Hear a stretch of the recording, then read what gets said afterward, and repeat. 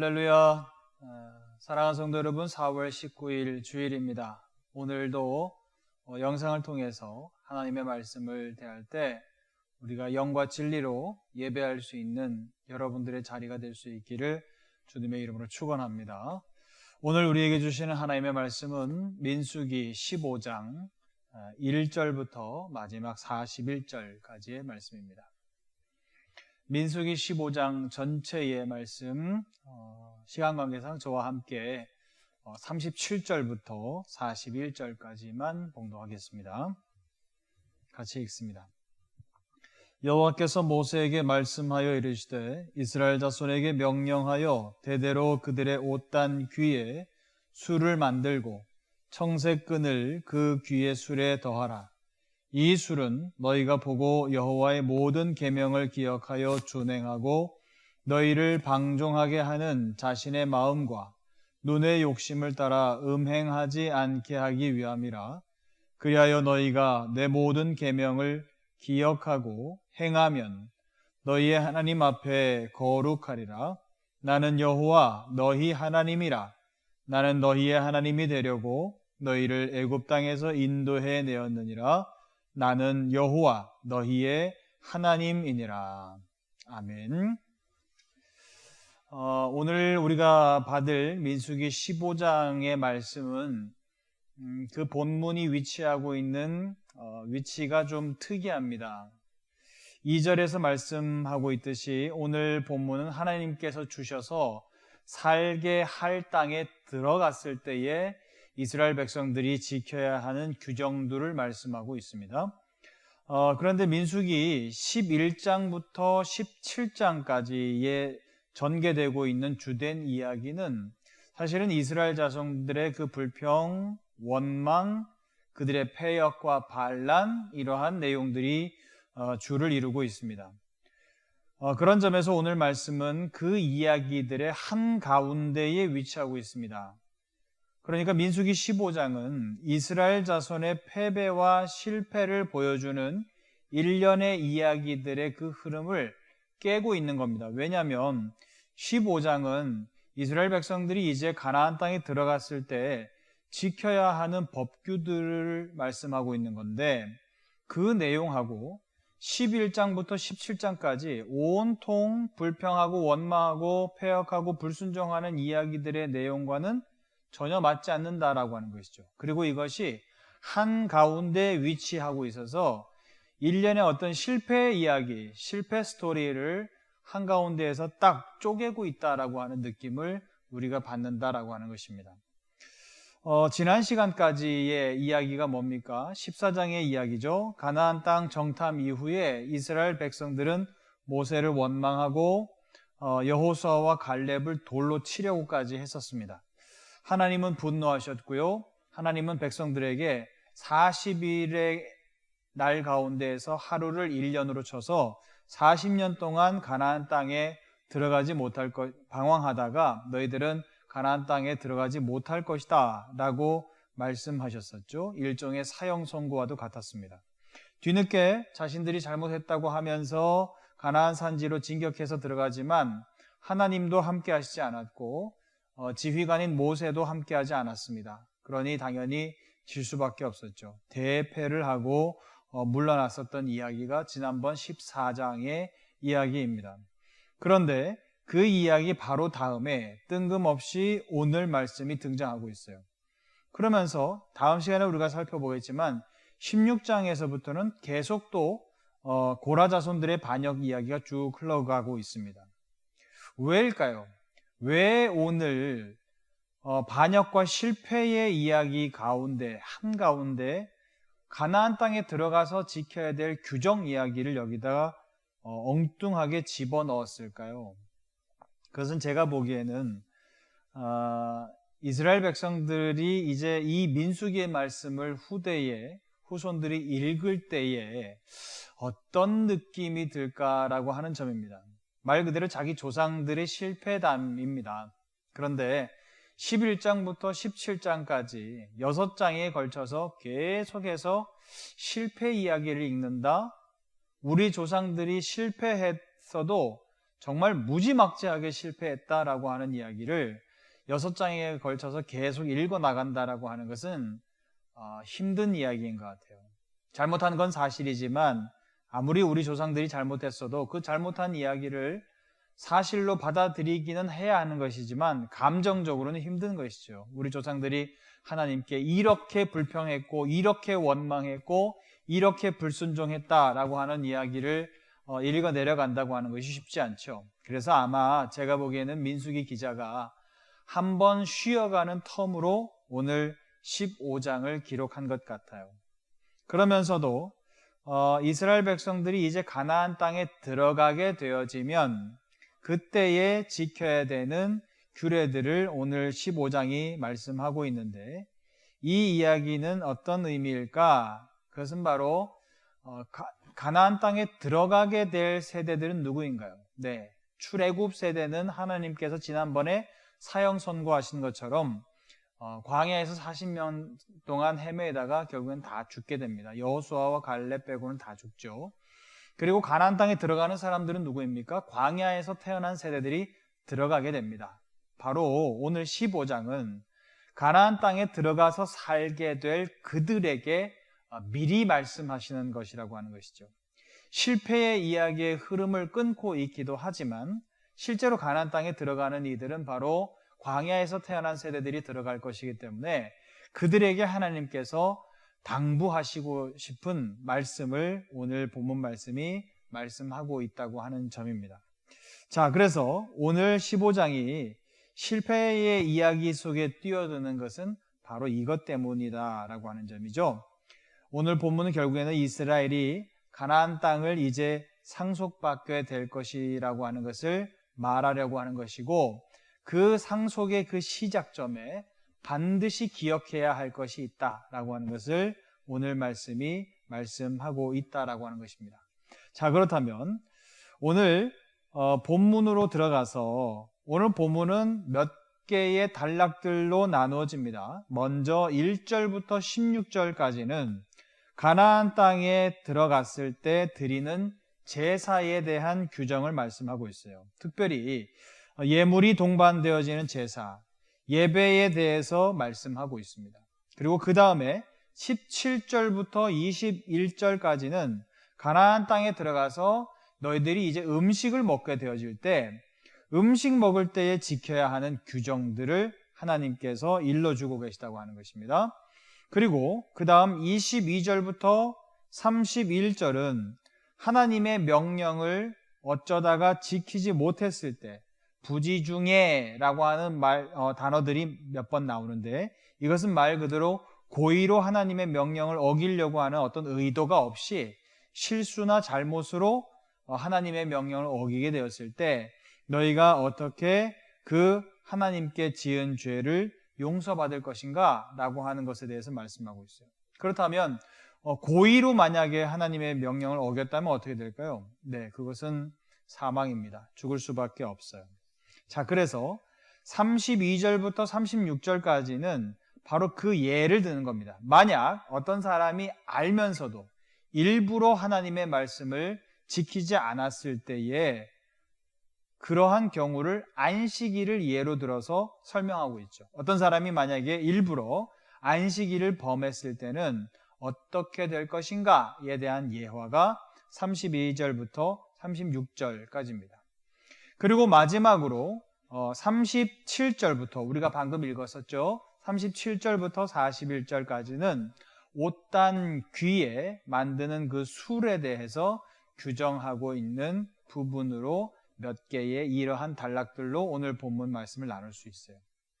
자, 그러면 내용적으로 한번 찬찬히 한번 들어가 보죠. 오늘 본문의 이러한 구조는 우리가 신앙생활을 하고 있는 모습에서 얼마든지 같이 동일선상에 놓고 적용해 볼 수 있는, 비교해 볼 수 있는 좋은 예라고 봅니다. 첫 번째로 1절부터 16절까지의 말씀을 보면 희생의 예물을 드리면서 제사를 지낼 때의 규정을 말씀하고 있습니다. 우리 다 함께 3절 말씀을 한번 같이 읽어보죠. 민수기 15장 3절 말씀입니다. 같이 읽습니다. 시작. 여호와께 화제나 번제나 서원을 갚는 제사나 딱헌제나 정한 절기제에 소나 양을 여호와께 향기롭게 드릴 때에. 아멘. 다시 말하면 화제, 번제, 서원을 갚는 제사, 낙헌제는 감사 예배죠. 절기 예배 등등 모든 제사를 드릴 때, 우리식으로 말하면 모든 예배를 드릴 때, 그렇게 말할 수 있겠죠? 예배를 드릴 때 그때 여호와께 향기롭게 드려라 라고 말씀하고 있어요.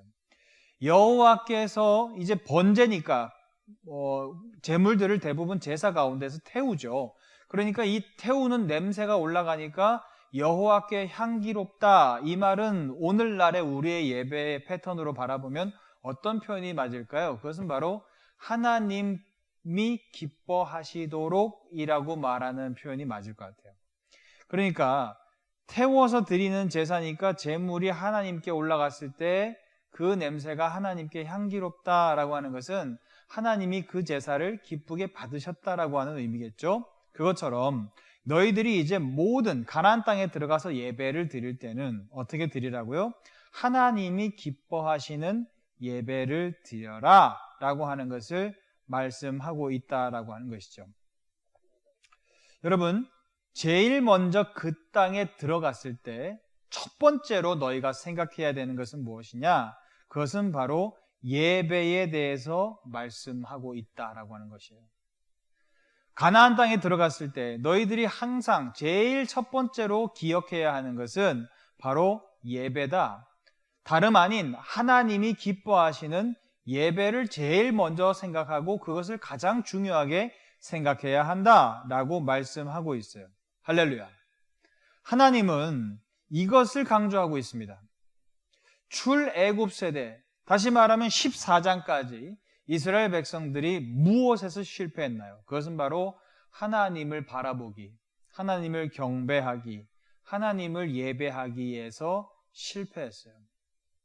그래서 이제 광야에서 태어나는 광야 세대, 훗날 40년이 지난 다음에 이제 가나안 땅에 들어가게 될 광야 세대들, 너희들은 너희 아버지 세대에, 너희들의 할아버지 세대들이 실패했었던 그것을 반복하지 말아라.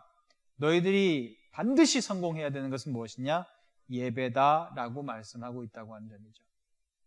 사랑하는 여러분, 예배라고 하는 것은 뭔가요? 말 그대로 한자적인 표현 예배는 예를 잘 갖춰서 절한다, 경배한다. 절한다라고 하는 것은 뭔가요? 그분이 더 높다라고 하는 것을 인정하는 것이죠. 다시 말하면 하나님께 예의를 잘 갖춰서 그분을 높여드리는 것, 이것이 예배라고 하는 거예요. 이스라엘 백성들은 출애굽 세대는 거기에서 실패했다고 하는 점입니다. 그러니까 너희들은 들어가면 하나님을 높이는 일에 대해서 최선을 다해야 된다. 그것은 무엇이냐? 다름 아닌 예배다라고 말씀하고 있어요. 여러분 한번 생각을 해보십시오. 구약 성경이든지 신약 성경이든지, 특히 구약 성경에서 하나님께서 이렇게 하면 내가 영광 받겠다, 너희가 이렇게 하면 내가 굉장히 기분이 좋을 거야, 내가 기뻐할 거야 라고 직설적으로 말씀하신 부분이 뭔가요? 네, 예배밖에 없습니다. 예배. 하나님께서 제사 규정에 대해서 말씀하실 때 이는 여호와께 향기로운 뭐뭐라, 이는 여호와께 향기로운 뭐뭐라, 다시 말하면 이는 하나님이 기뻐하시는 무엇이다 라고 말씀하고 있다는 거예요. 그것에 대해서 말씀하는 것은 예배밖에 없습니다. 여러분, 우리가 착각하면 안 됩니다. 하나님께 영광을 돌리는 것은 어떻게 보면 굉장한 내가 정치에서 아니면 내가 사회에서 굉장한 높은 지위로 올라갈 수 있는 그 자리, 거기까지 올라가서 할 수 있는 한 내가 높은 자리를 차지하고 그렇게 해서 그 높은 지위를 차지한 것을 가지고 하나님 영광 받으세요 라고 한다? 그 영광을 하나님께서 받으실까요? 그것은 맞지 않습니다. 왜요? 예배라고 하는 행위 자체가 누구를 높이는 거예요? 하나님을 높이는 거예요. 실제로 온 우주에 가장 높으신 분이 누굽니까? 하나님이세요. 예배는 무엇이냐? 당신이 제일 높습니다. 하나님께서 제일 높은 분이세요 라고 하는 것을 인정하는 행위, 그것이 예배라고 하는 것이죠. 그런데 한낱 인간 세상에서 내가 조금 높은 지위를 얻었다고 해서 그것을 가지고 하나님, 저 이러이러한 지위를 얻었어요. 하나님, 저 회장에 당선됐어요. 하나님, 저 국회의원에 당선됐어요. 하나님, 저 대통령에 당선됐습니다. 하나님 영광 받으소서라고 했을 때 이게 말이 맞지 않는다는 얘기죠. 하나님께서 기뻐하시는 예배는 무엇이냐? 그분을 높이는 겁니다. 내가 높아지는 것을 가지고 마치 착각해서 하나님도 기쁘시겠지? 그것은 내 착각이에요. 또 어떤 분들은 그런 분들이 있습니다. 목사님, 우리 아들이 사업을 하는데 돈 많이 벌어서 그 돈 많이 번 걸 가지고 11조하고 감사헌금하고 선교헌금하고 건축헌금하고 그렇게 하면 하나님이 기뻐하시지 않겠습니까? 라고 하시는 분들이 있어요. 그러면 아드님 어디 가셨어요? 그러면 예, 주일인데 돈 벌러 갔습니다. 그런 분들이 계세요. 맞을까요? 여러분, 만약에 재물 가지고 하나님이 기뻐하실 것 같았으면 제사에서 하나님이 재물에 대해서 말씀하실 때 있는 대로 긁어서 다 갖고 와라. 하여튼 모을 수 있을 만큼 다 모아서 내게 바쳐라. 그러면 내가 기뻐할게 라고 하나님께서 하셨겠죠. 그런데 하나님께서 제사의 재물에 대해서 말씀하실 때는 성의 표시입니다. 잘 사는 사람은 소나 양 바치는 거고요. 가난한 사람들은 비둘기 바치는 거고요. 그것도 없는 사람은 고운 가루 바치는 거예요. 그러니까 자기에게 있는 형편 가운데에서 하나님 앞에 성의 표시하는 거예요. 그런데 그 가운데 빠지지 말아야 되는 거예요. 그게 있어요. 그게 뭐죠? 예, 흠과 티가 없어야 돼요. 이 말은 뭡니까? 정성을 다하라는 거예요. 예물에 많고 적음이 아니라 예물에다가 나의 그 예배를 드리는 내 마음과 정성을 거기다 쏟으라는 거예요. 그러니까 하나님께서 재물에 대해서 말씀하실 때 양에 대해서 말씀하시지 않았다는 거죠. 그런데 우리가 하나님 앞에 재물을 많이 드리면 하나님이 영광 받는다? 그런 게 어디 있어요? 내 아들, 딸이 주일날 예배 안 드리고 예배 시간에 예배 안 드리고 최선을 다해서 공부 잘해서 좋은 직장 들어가고 좋은 대학 들어가고 돈 많이 벌고 호의호식하고 그렇게 해서 하나님 앞에 교회에 와서 헌금 많이 하면 그게 영광이 된다? 그것은 내 착각이에요. 하나님은 무엇을 기억하라고 지금 말씀하십니까? 하나님이 기뻐하시는 예배를 드려라. 이게 가나안 땅에 들어갔을 때 제일 첫 번째 기억해야 될 것이다. 그렇게 말씀하고 있어요. 사랑하는 여러분, 하나님이 기뻐하시는 예배는 하나님을 높이는 예배인 줄로 믿습니다. 할렐루야. 하나님이 기뻐하시는 예배는 제물로 드리는 것이 아니고요. 세상 가운데에서 내가 높아진 것을 가지고 하나님 앞에 영광 돌리는 것이 아니고요. 하나님을 높이며 하나님께 정성을 다하면서 가장 중요한 것, 하나님이 기뻐하시는 것, 영과 진리로 예배하는 것, 그것을 하나님께서 가장 기뻐하시는 줄로 믿습니다. 우리 대림제일교회 모든 성도님들은 어디에서 예배를 드리든지 간에 하나님이 기뻐하실 만한 예배, 영과 진리로 예배하면서 하나님을 온전히 높여드리고 최고의 정성을 거기에 쏟아서 하나님을 기쁘시게 예배할 수 있는 저와 여러분들이 다 될 수 있기를 주님의 이름으로 축원합니다. 둘째로 기억하라고 하는 것은요, 17절부터 21절까지의 말씀을 보면 너희가 가나안 땅에 들어가서 그 땅에 나는 음식을 먹을 때 거제를 드리라고 말씀합니다. 우리 18절부터 20절까지 한번 같이 읽어보죠. 시작. 이스라엘 자손에게 말하여 이르라. 너희는 내가 인도하는 땅에 들어가거든 그 땅의 양식을 먹을 때에 여호와께 거제를 드리되 너희의 처음 익은 곡식 가루떡을 거제로 타작마당의 거제같이 들어 드리라. 아멘. 하나님께서 음식을 주셔서 그 음식을 먹을 때에 먹기 전에 어떻게 하라는 거예요? 거제라는 건 높이 들어서 하나님 앞에 드리는 거거든요. 다시 말하면 내가 먹기 전에 먼저 하나님께 돌리라고 하는 의미입니다. 여러분, 사람이요, 옷 안 입고는 살 수 있어요. 그렇죠? 사람이 옷 안 입고는 혹은 옷을 잘 갖춰 입지 못하고는 얼마든지 살 수 있어요. 그런데 안 먹으면 살 수 있나요? 네, 살 수 없습니다. 음식이라고 하는 것은 생명을 유지하는 가장 첫 번째 단계의 것입니다. 그런데 이 음식을 먹기 이전에, 다시 말하면 나의 생명을 유지하는 이 음식을 먹기 이전에 그것의 일부를 제일 먼저 하나님 앞에 거제로 드리라고 하는 것은 무슨 의미인가요? 생명이 누구에게 달려있다? 네, 하나님께 달려있어요. 하나님께서 생명을 유지할 수 있는 이 음식을 내게 주셨기 때문에 내가 이 음식을 먹고 생명을 유지할 수 있는 것이고, 그렇기 때문에 근본적으로 따져보면 내 생명이 누구에게로부터 오는 것이다? 하나님께로부터 오는 것이다. 이것을 놓치지 말아야 된다라고 하는 것이죠. 사랑하는 이스라엘 백성들아, 너희들은 그 땅에 들어가면 항상 어떤 음식을 대하든지 먹을 때마다 거제를 먼저 드림으로 음식을 먹을 것이다. 이것은 바로 생명이 하나님께 있다라고 하는 것을 기억하라고 하는 것입니다. 그것은 어떻게 해야 돼요? 매일매일 먹을 때마다 기억해야 돼요. 여러분, 주기도문에도 그런 기도문이 있죠? 일용할 양식을 주시옵시고. 일용할 양식을 하나님이 주시지 않으면 내 생명은 유지될 수 없고, 하나님이 음식 주시지 않음으로 말미암아서 나는 생명을 얻지 못할 수도 있다고 하는 것이에요. 그리고 이것은 매일매일 하나님께서 음식을 주심으로 말미암아 내가 건강을 유지하고 생명을 유지할 수 있다고 하는 것이죠. 이것을 기억해라 라고 하는 것이죠. 사랑하는 여러분, 매일매일의 우리의 삶 가운데에서 우리가 음식을 먹을 때마다 우리가 잊지 않고 기억해야 하는 것은 하나님이 나의 생명이시다. 하나님이 나의 생명의 근원이시다 라고 하는 것을 반드시 기억해야 될 줄로 믿습니다. 우리 대림제일교회 모든 성도님들은 내 생명이 하나님께로부터 왔다고 하는 것을 꼭 기억할 수 있는 저와 여러분들이 다 될 수 있기를 주님의 이름으로 축원합니다. 세 번째는요, 우리 다 함께 22절에서 24절 말씀 한번 같이 읽어보죠. 22절에서 24절 시작.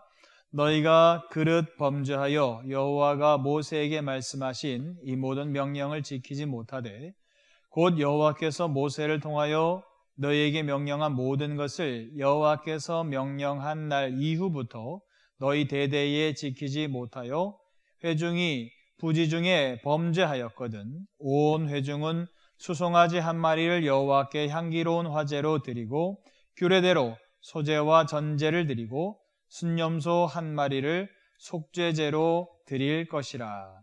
아멘. 우리가 22절부터 방금 24절까지만 시간 관계상 읽었습니다만 31절까지 쭉 읽어보면 말씀에서 그렇게 말씀합니다. 하나님의 말씀을 못 지켰을 경우, 특별히 24절에 보면 부지중에 범하였거든 이라고 하는 표현이 나옵니다. 이것은 일부러 그러지 않았다고 하는 것이죠. 고의로 범했다는 얘기가 아니라는 얘기입니다. 그러면 이렇게 했을 때는 너희는 어떻게 해야 되냐? 이제 그 범죄한, 어떻게 하다 보면 실수로 저지른 이 범죄한 것에 대해서 하나님 앞에 용서를 받아야 되는데 어떻게 해야 되느냐? 온 회중들이 어떻게 하라는 거예요? 31절까지 읽어보면 온 회중이든 한 개인이든 본토인이든 외국인이든 고의가 아니라 잘 모르고 하나님 앞에 죄를 지은 경우에는 하나님이 기뻐하시는 제사를 드림으로 말미암아서 어떻게 하라는 거예요? 용서함 받으라는 거예요. 다시 말하면 회개의 예배, 속죄의 예배를 드리라고 하는 거예요. 죄를 지었을 때는, 하나님과의 관계 사이에서 죄를 지었을 때는 그것은 개인이 됐든 단체가 되었든지 묵혀두지 말고 그것을 어떻게 하라는 겁니까? 꼭 하나님 앞에 회개의 예배, 속죄의 예배를 드림으로 인해서 용서함 받고 넘어가야 된다.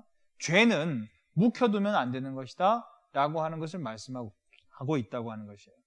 그러면 만약에 이것은 방금 말한 것은 고의로 범죄한 것이 아닌 경우죠. 그런데 만약에 고의로 범죄를 했다. 그러면 어떻게 해야 될까요? 그 예가 32절에서 36절이에요.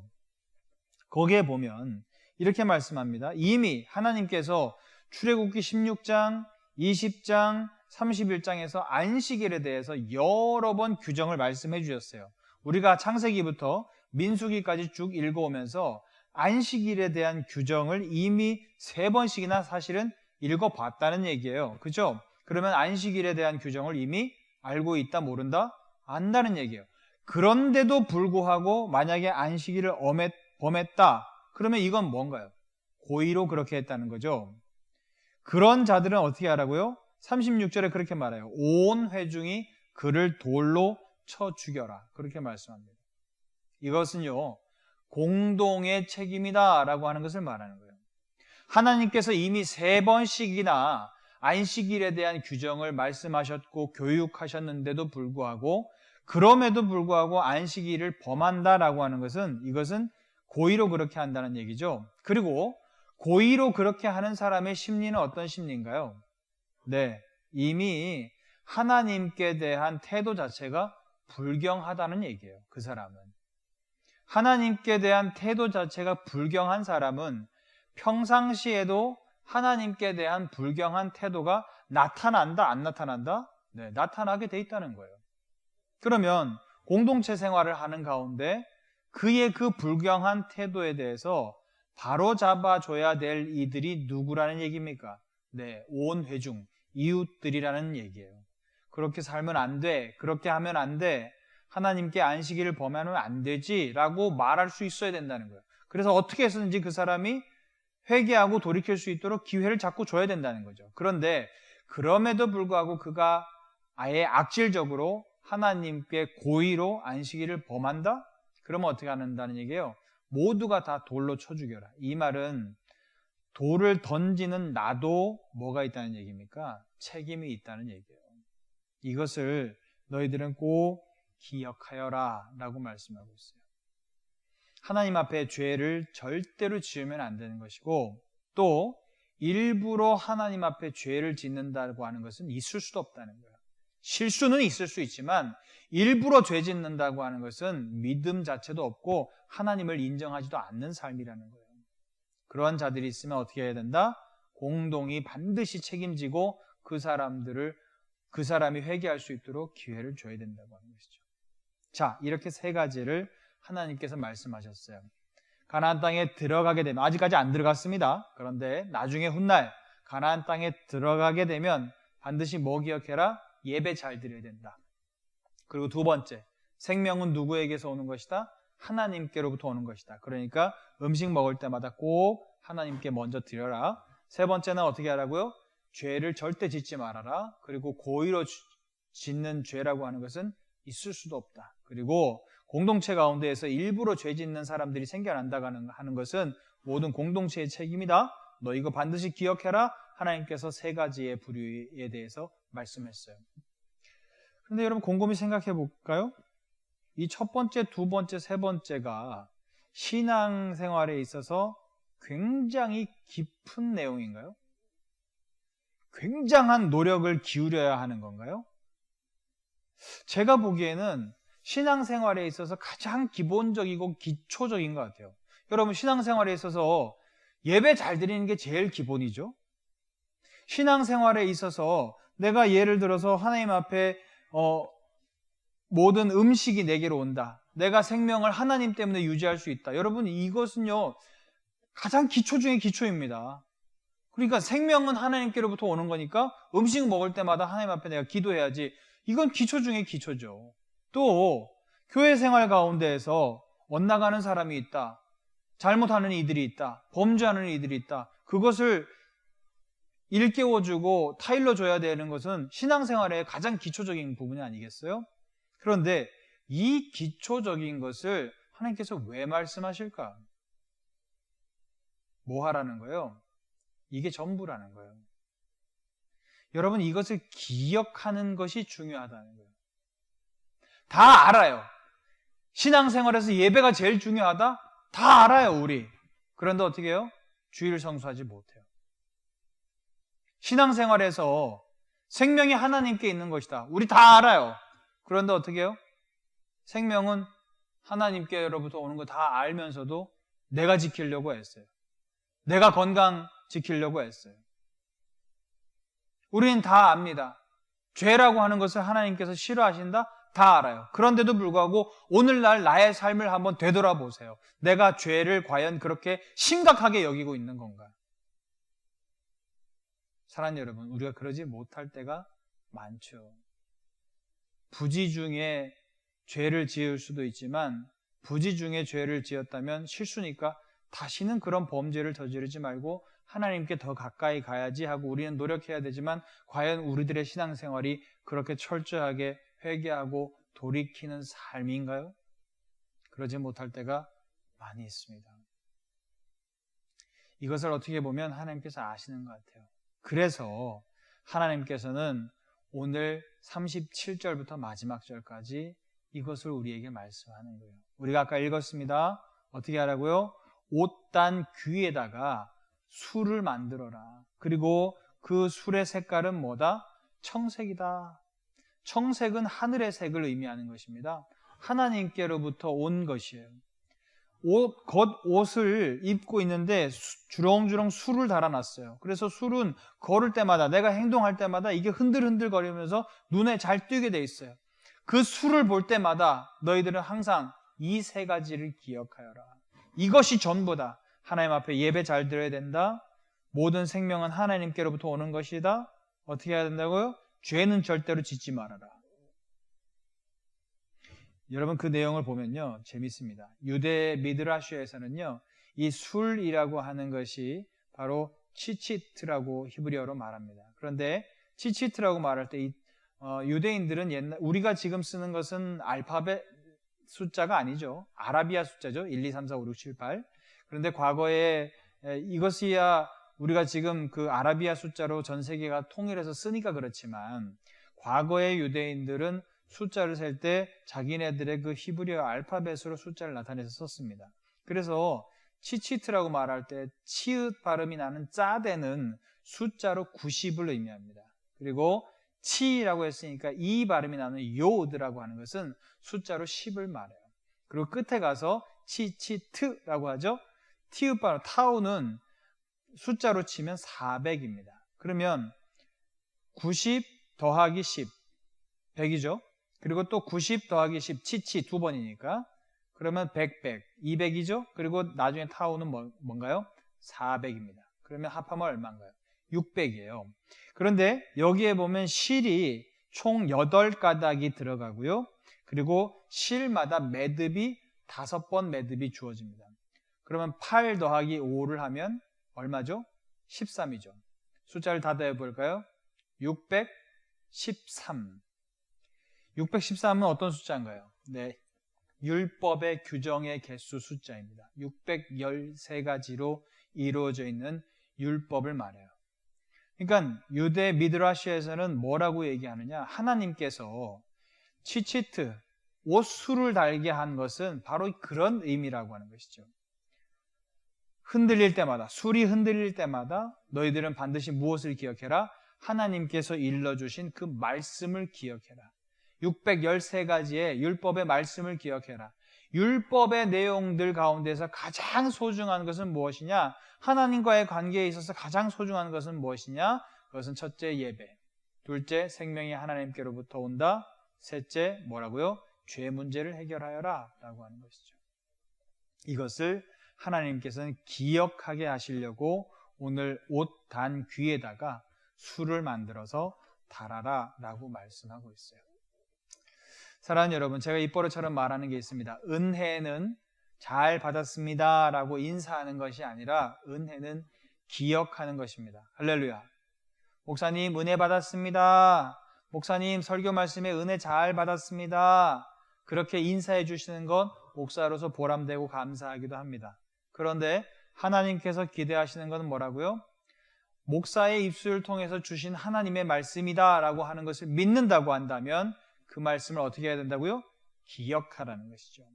기억하고 그 말씀을 잘 행할 때 이스라엘 백성들 너희들은 가나안 땅에서 영위를 누릴 수 있을 것이다. 하나님께서 오늘 우리에게 그렇게 말씀하고 있다고 하는 것이죠.